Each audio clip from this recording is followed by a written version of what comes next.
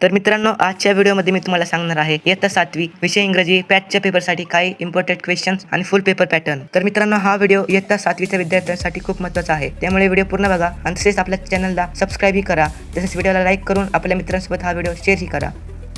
मित्रांनो, हा आहे ओरल सेक्शन. ह्याच्यात टोटल 2 क्वेश्चन्स आहेत. ओरल सेक्शन मी नाही वाचणार मित्रांनो, तुम्हीच बघून घ्या.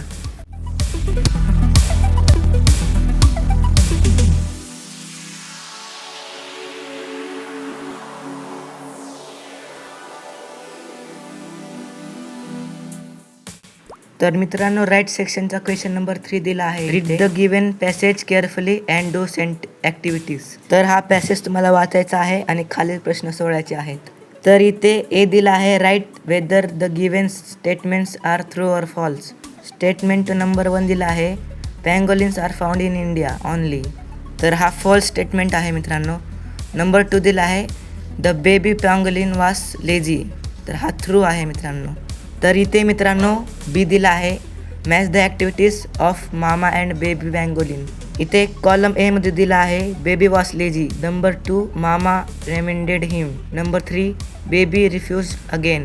Number 4, mama offered. Column number B मध्ये दिला आहे, that she had to go out to carry him on her tail and didn't want to walk saying that he was tired.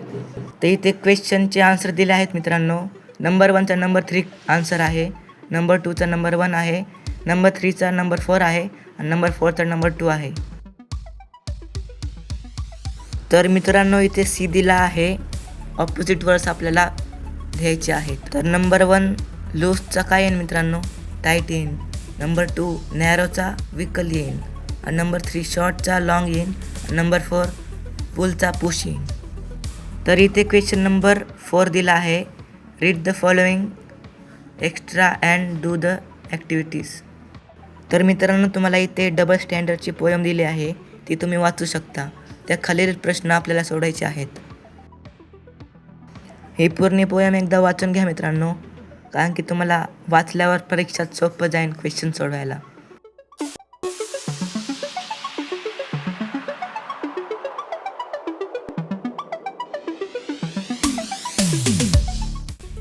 तर खालील क्वेश्चन्स ह्याप्रमाणे आहेत मित्रांनो.